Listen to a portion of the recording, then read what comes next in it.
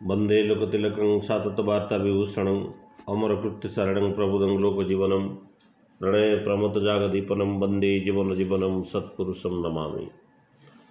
प्राणरसी श्री ठाकुर, जगज्जननी श्री श्री लक्ष्मी माँ, जुगाचार्य श्री श्री बड़दा आज भरोसा प्रधानाचार्य चरण में मोर अनंत कोटि प्रणाम। पूज्य अभिन्ना एवं ठाकुर परिवार समस्त चरण में मोर अनंत कोटि प्रणाम। आज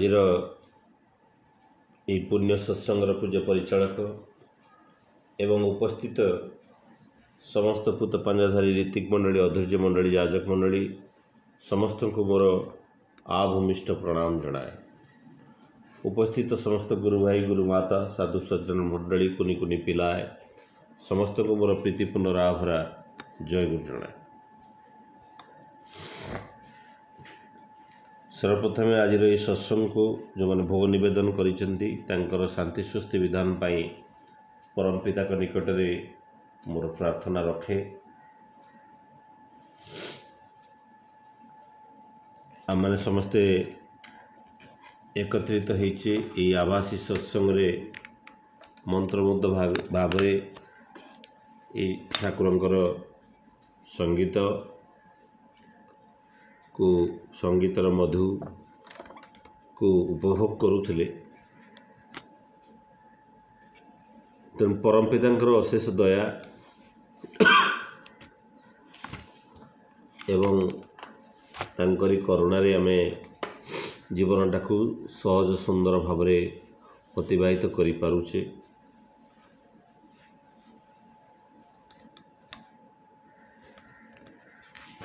तो आचार्य देवंकर जो उड़ीसा परिक्रमा चली एवं आचार्य देव गोटे दिन में पाखापाखि 12 ରୁ 16 घंटा पर्यंत निरविच्छिन्न भाव में विभिन्न जगह को विभिन्न केंद्र मंदिर को परिक्रमा करुछंती। ताहा आम समस्तंकर सौभाग्य, आम समस्ते तांकर आशीष पाई पारुछे।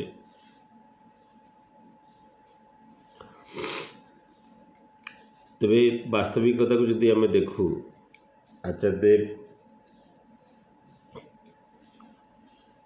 ये जो आचार्य परंपरा ठाकुर सृष्टि कर दे जाइछंती, तांकरी भितरे श्री श्री ठाकुर जीवंत भाव में ही लीला करुछंती।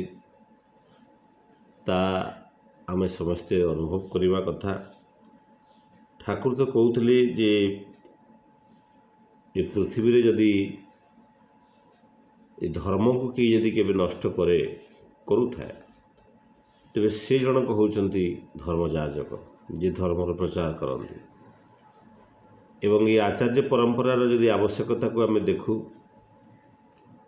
तेणु धर्म जिते प्रेरित पुरुष मान धरापृष्ठ अवतीर्ण हुंती, जेसस ख्रीस्ट के आसी नथिले ख्रीष्टियान धर्मर प्रतिष्ठा पाए, बुद्धदेव के आसी नथिले बुद्ध धर्मर प्रतिष्ठा पाए। तांकर समस्त बाणी ये मानव कल्याण पाई, ये कौन धर्म प्रतिष्ठा पाई नुहे। ये समस्त को ठाकुर सुंदर भाव में बुझे देइछंती। बंचिबा बढ़िबार मर्म जा जानिथ ताकू धर्म बोली। तेणु ये जो धर्म नाम रे जो संप्रदाय सृष्टि होइछि, तार मूल कारण होचंती धर्मजाजक। बुद्धंकर अंत परे तांकर जे धर्म प्रचारक थिले, सी निजर आत्मप्रतिष्ठा पाई, निजर आत्मप्रचार पाई सी यही भली एक धर्म को सृष्टि कर देइछंती। जेसस ख्रीस्ट, रसूल मोहम्मद समस्त समय ताही होइछि। तेणु ठाकुर तांक वंश परंपरा भितरे रेत शरीर भितरे से आचार्य परंपरा को सृष्टि कर देइछंती। तेणु तांकर जो अव्यक्त वाक्य, तांकर जो बाण हजार हजार बाणी, तार कौन प्रकार परिवर्तन न हो, से ठाकुर तांकरी वंश पर प्रेत शरीर भितरे से सृष्टि कर देइछन्ति आचार्य परंपरा। तेणु ये समस्त ज्ञान को जदि आम बुझा पड़ो, तेणु रेत शरीर सुप्त रही जीवंत सी आज निरंतर। तेणु आम ठाकुर कहते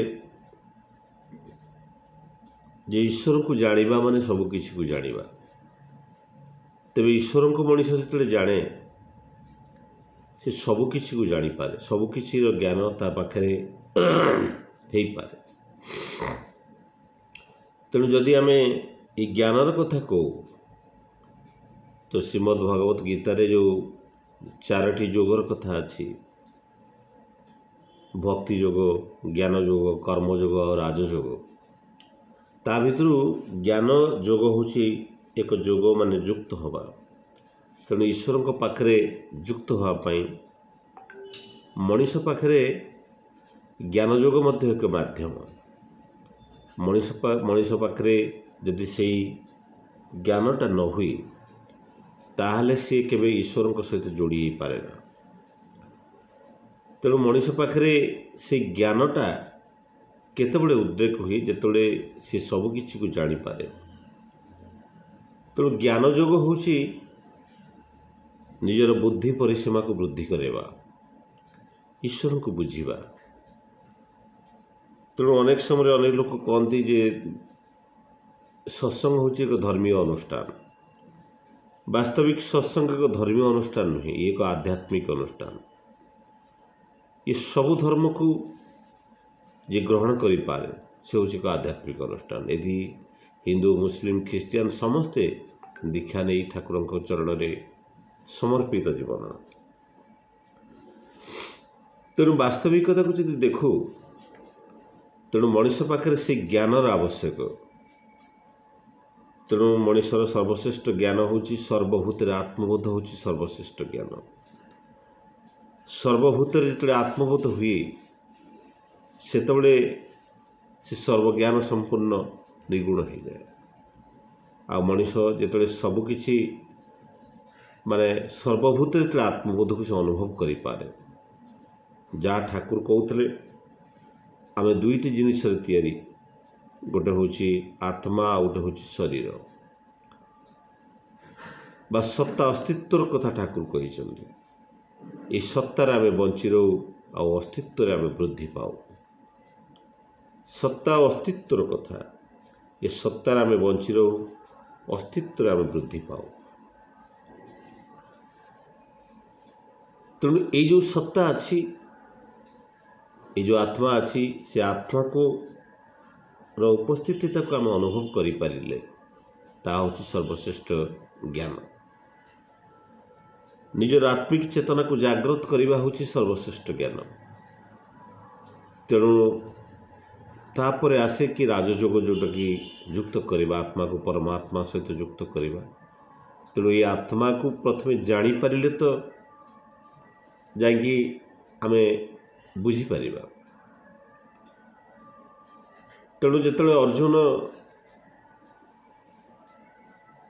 श्रीकृष्ण को कहते जे मनीष यदि ज्ञानी हो जाए, यदि ज्ञान आहरण करने को चेष्टा करे, ताहले यदि ईश्वर प्राप्ति संभव हुए तेणु कर्म करिवार कौन आवश्यकता अच्छे। तेणु कर्म करने जो ज्ञानर आवश्यकता हूँ ज्ञान योग। तेणु कर्म आम जो कर्म करुचु, जहाँ ठाकुर तांकर भाववाणी रे कहते दुई प्रकार कर्मर कथा ठाकुर कहते। गोटे हूँ बद्ध कर्म, आ गोटे हूँ मुक्त कर्म। बद्ध कर्म माने मुक्त कर्म माने मुक्त हो जीवनटा को कर्म करवा, मुक्त हो कर्म करवा। तेणु मुक्त भाव कर्म करवा माने ता हूँ मुक्त कर्म। आ जिते आम बद्ध कर्म माने, तेणु वास्तविकता को आम देखू, आम जो अनेक किसी काम करूँ सबकि भावु कि आमे ही करुचु, मु करुची, मो स्त्री, मो घर, मोर बाड़ी सबकि मोर मोर बोली कहे। ତାହା ହେଉଛି ବଦ୍ଧକର୍ମ। ତେଣୁ ବାସ୍ତବିକ ଠାକୁର ତ ଚଲାଶେତି ଅନୁଶ୍ରୁତି ଗ୍ରନ୍ଥରେ କହିଛନ୍ତି ଯେ ମଣିଷ ଯାହା କିଛି କର୍ମ କରେ ବା ଯାହା କିଛି ଉପାର୍ଜନ କରେ, କର୍ମ ଅର୍ଜିତ କରିକି ଯେତିକି ଉପାର୍ଜନ କରେ, ତାର ଅଧିକାରୀ ହେଉଛି ଶରୀର ନୁହେଁ, ତା ଅଧିକାରୀ ହେଉଛି ସତ୍ତା। ଏ ସବୁକିଛି ଉପାର୍ଜନର ମାଲିକ ହେଉଛି ସତ୍ତା।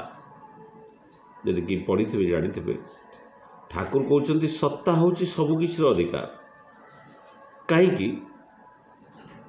ଯଦି ଏଇ ଯେଉଁ ଘର ବାଡ଼ି ଯାହା, ଏ ଶରୀର ତ ମୋର ଏକ ଟେମ୍ପୋରାରୀ, ଏ ଯେଉଁ କ୍ଷଣ ସମୟ ପାଇଁ ମୁଁ ଏ ଯେଉଁ ଶରୀର ଧାରଣ କରିଛି, ଯାହାଦ୍ୱାରା ମୁଁ କିଛି ସମ୍ପାଦନ କରୁଛି,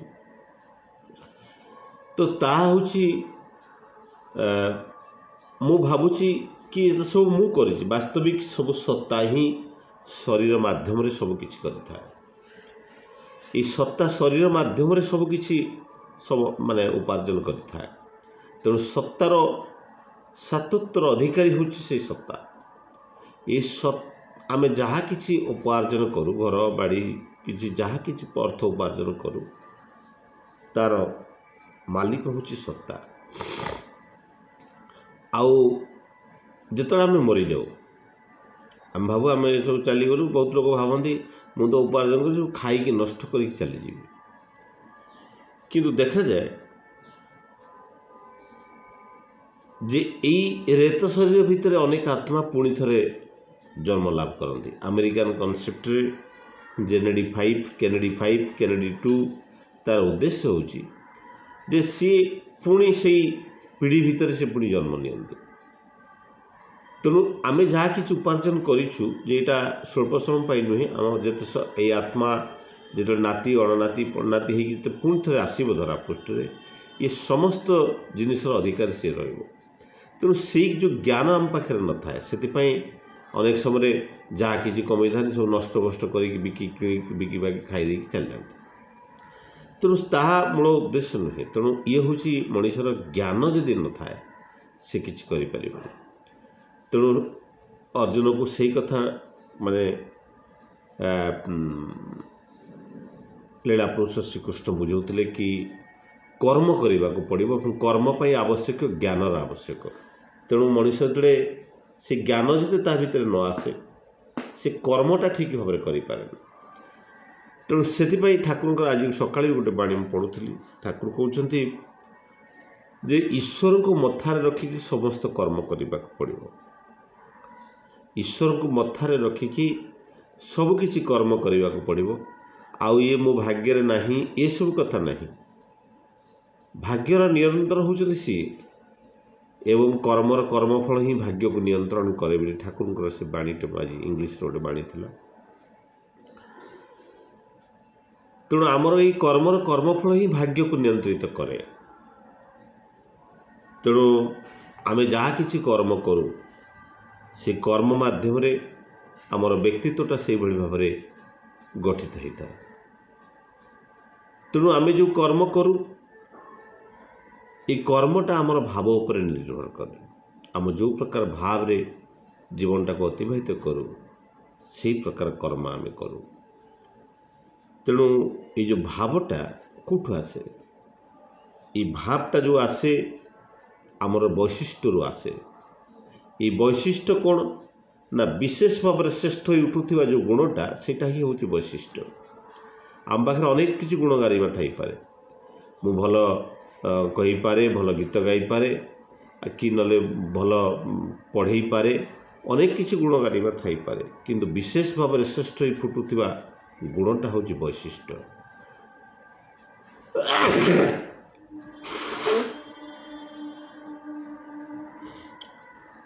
ଆମ ପାଖରେ ଦୁଇଟା ସ୍ମୃତି ଥାଏ।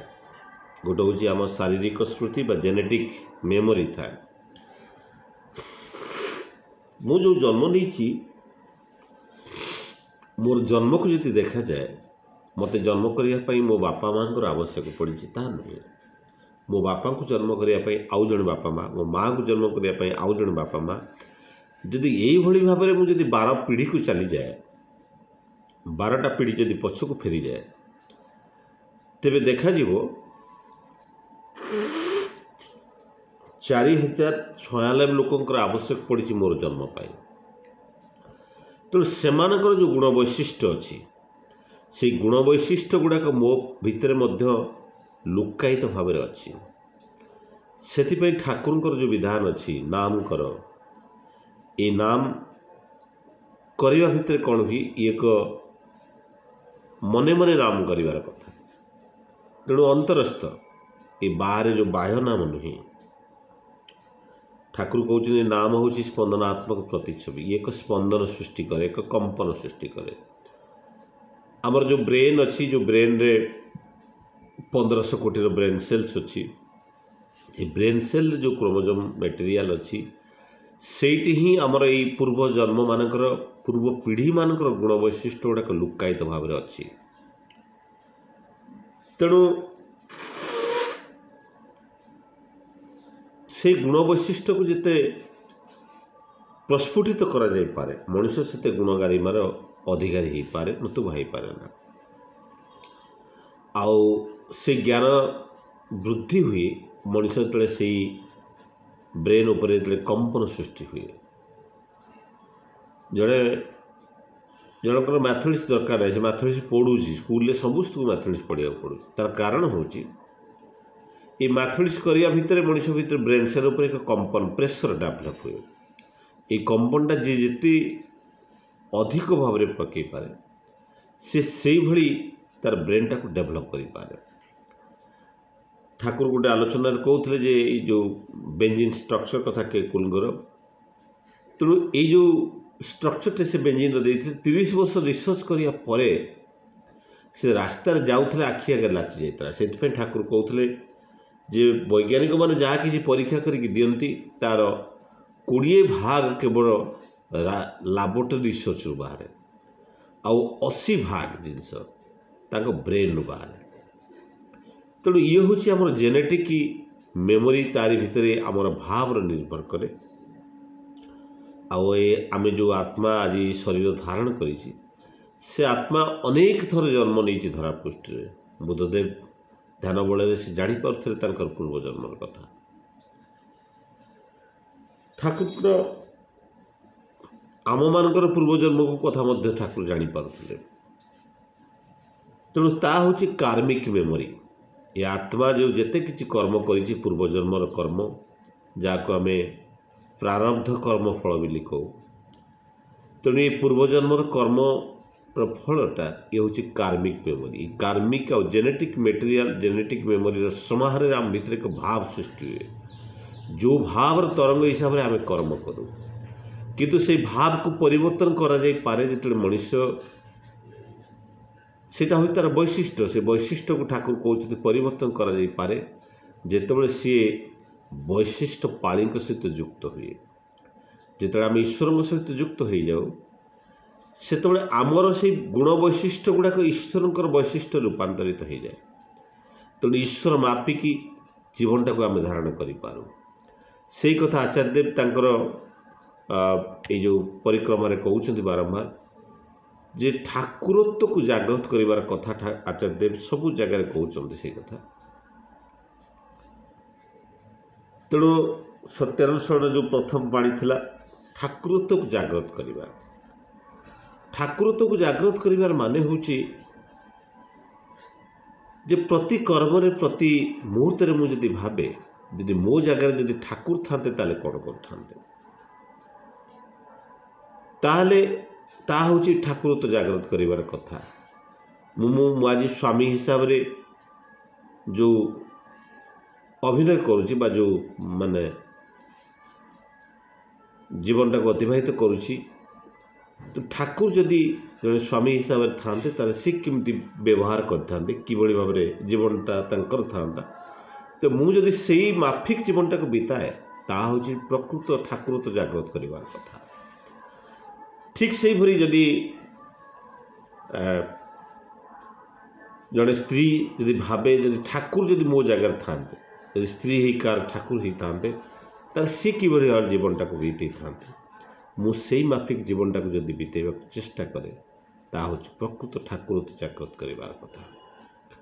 तेणु मनीष भितर जो ठाकुर तो जागृत हो जाए से सर्वगुण संपन्न हो जाए से ईश्वर माफिक जीवनटा तार वैशिष्ट्यटा ईश्वर वैशिष्ट्य रूपांतरित हो जाए तेणु ता भितर से ईश्वरीय स्वभाव गुड़ाक लक्षणता परिलक्षित हुए से कथा आचार्य बारंबार कहते जे गणेश भितर ये ठाकुरता जागृत करने पड़ो जड़े भक्त सिद्धर आचार्य देव को पचारुची जे मु अनेक दिन है दीक्षा नेली कि मोर किसी परिवर्तन होनी आचार्य देव कहते जो तू कपड़ा सफा करा जाए मैला कपड़ा नहीं जो सर्फ पकई पानी ढला जाए ता भितर प्रथम मैला बाहर ये मैला बाहरी बाहरी जो सफा हो जाए तापर कपड़ाटा सफा हो जाए आउ ता भीतर भल पानी बाहर तो वास्तविक जीवनटा ठीक से भाई जो आम ठाकुर को धरीचे आम भीतर अनेक कुप्रवृत्ति अच्छी ये कुप्रवृत्ति जो खराब गुण गुड़ाक आम भीतर अच्छी से गुड़ाक सब जो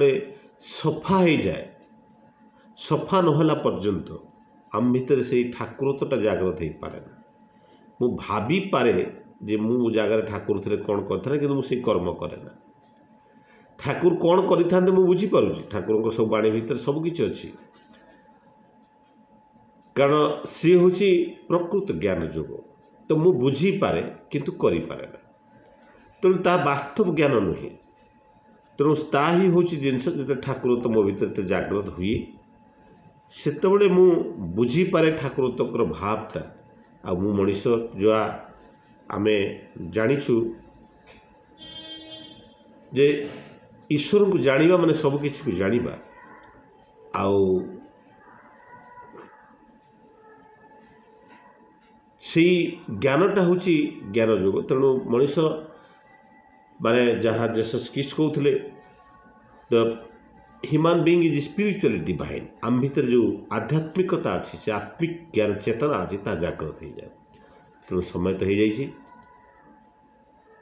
तेणु आम भीतर से ज्ञान रहा कथा ईश्वर को जानिबा जहाँफल आम सबकि को बुझीपर तेणु आम जीवन में निजर कर्मपथ में अग्रसर हो पार तेणु ता ही हूँ आज वक्तव्यर मूल कथा तेणु समस्त शांति सृष्टि परम पिता निकट में प्रार्थना करी मोर वक्तव्य को विराम दूची वंदे पुरुषोत्तम वंदे पुरुषोत्तम वंदे पुरुषोत्तम दादा जय गुरु।